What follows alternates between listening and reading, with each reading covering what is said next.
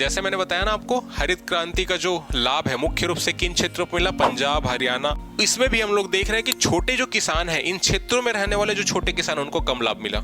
जो बड़े किसान हैं उन्होंने अधिक लाभ प्राप्त किया, क्योंकि छोटे किसान यानी कि जिनके पास 2 हेक्टेयर है उससे कम की जमीन है, तो फिर जब जमीन कम है तो फिर उत्पादन भी ज्यादा नहीं कर पाएंगे, तो दिक्कतें तो आएंगी ही। ठीक है, तो इस कारण छोटे किसानों को लाभ कम हुआ।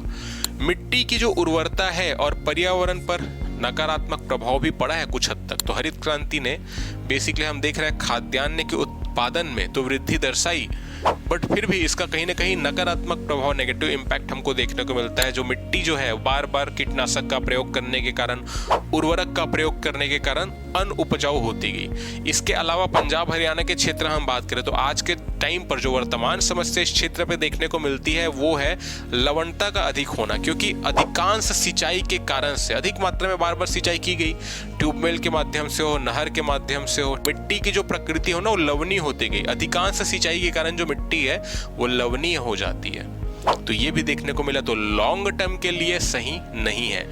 साथ में मेन जो फोकस है वो एग्रीकल्चर सेक्टर पर है, खास तौर पे इस एरिया में अगर हम देखें तो, और काफी ज्यादा सिंचाई की जा रही है लगातार, कितने साल हो गए सिंचाई के कारण से, है ना। और बेसिकली जब नदियों में वाटर लेवल कम होगा तो जो भूमिगत वाटर लेवल है उसमें भी कमी देखने को मिलेगी। लगातार सिंचाई हो रही है, इसके कारण से जो भूमिगत जल है उसकी मात्रा में भी कमी देखने को मिली। तो आज के समय पंजाब हरियाणा के क्षेत्र में जो मेन चैलेंज है वो क्या है, एक तो मिट्टी जो उपजाऊ है वो भी अब अनुपजाऊ हो रही है धीरे धीरे।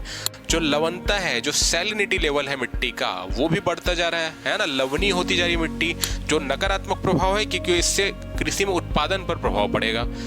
तीसरा जो हम देख रहे हैं कि जो भूमिगत जल का जो स्तर है वो भी लगातार क्या हो रहा है, कम होते जा रहा है, जिसके कारण से ये जो क्षेत्र है जिसने हरित क्रांति के दौरान तो काफी ज्यादा प्रगति की, उन्नति की, लेकिन वर्तमान समय में कुछ प्रमुख समस्याओं से घिरा हुआ है जिसको दूर करने की आवश्यकता। और इसी कारण से पंजाब और हरियाणा के बीच नदी के जल को लेकर विवाद भी रहता है। चाहे रावी, व्यास, सतलज की हम बात करें प्रमुख तौर पे, तो इनके नदियों के जल को लेकर विवाद भी रहता है इन राज्यों के बीच, क्योंकि पानी चाहिए ना, हर किसी को पानी चाहिए।